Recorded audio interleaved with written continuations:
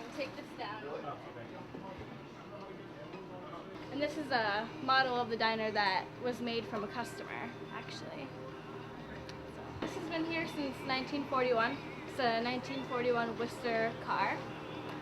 And my grandfather owns a diner called Daddy Pop's Diner in Hatboro, Pennsylvania, who he named after his grandfather. What was the name of the diner? Daddy Pops. Daddy Pop's. We thought we saw Salinger and Daddy Pop's, but really, at this point, any man that looks like he's about 86 years old, we're totally convinced is Salinger. In 1999, journalist Paul Alexander's book, Salinger, a biography, was published.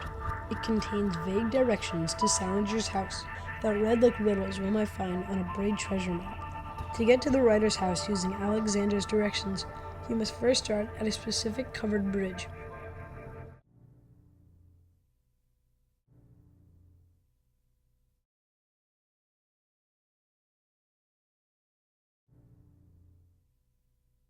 Finally, I looked up through the trees on the hill in front of me and I saw it. Salinger's house. All right, so we found the house. We're turning around. We're going to double back and park at the bottom of his hill. I don't know that 100% I thought we would find the house. Do you have a plan on what to do once we get there? What do you want to do? I think we should just walk up the driveway. And, Sounds very uninspired. see where it gets us. Okay, so Rob, we're going to want you to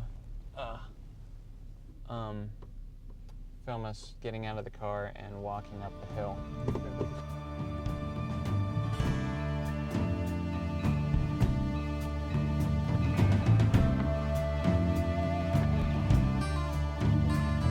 Flashlight, mirror, picture book, faceless portrait, have a look, stolen by a well-known crook, and I'm waiting for you.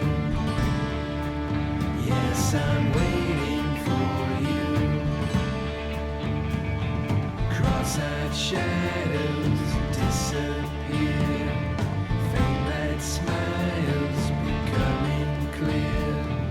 Phantom postcards, another year, and I'm waiting for you. Yes, I'm waiting for you.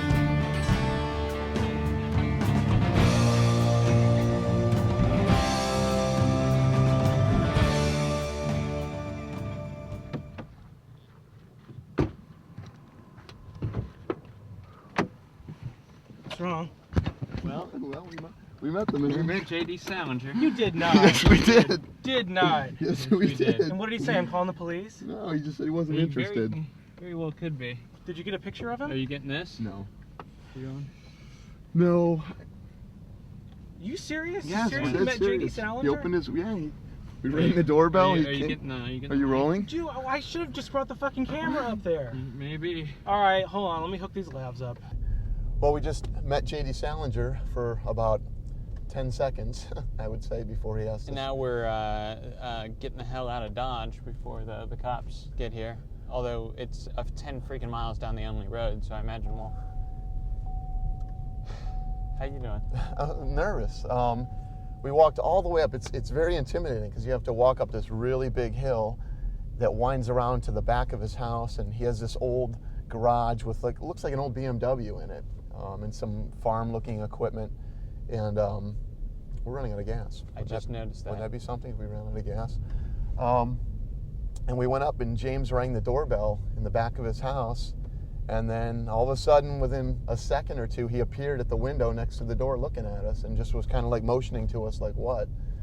And we said we'd like to talk to you or something like that, and then he rolled his windows open, and he said, what? And James said, go ahead. I said where we came up from Ohio. We came up from Ohio. We went into New York, and we came up to New Hampshire. And then he said, what? I'm deaf. I can't. I'm hear very hard of yeah. hearing. I can't hear you. And so I shouted, and maybe I should have said something differently. But I looked at Charles. Charles is just standing there. I was pretty frozen.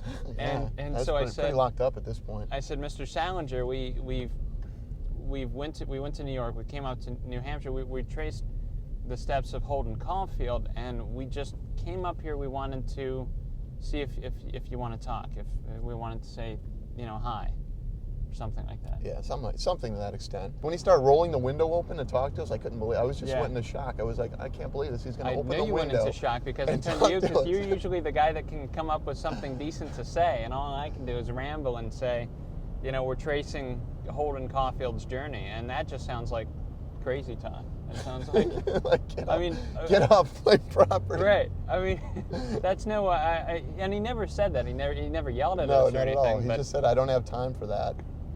And then he just kind of waved, and then closed the window, and off we went. And that's. And that was our J.D. Salinger experience.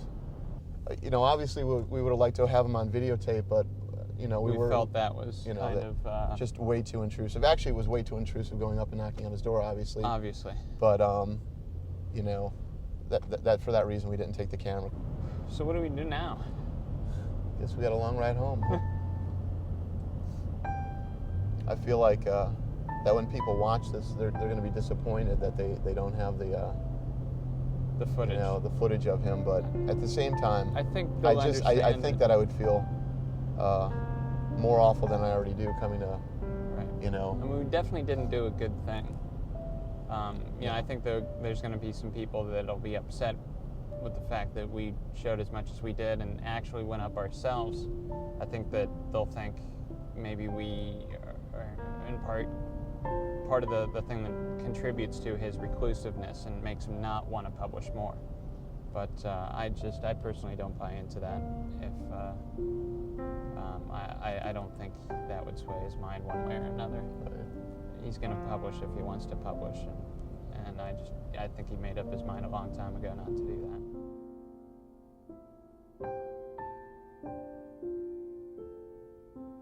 It's a well-known secret that J.D. Salinger has never stopped writing.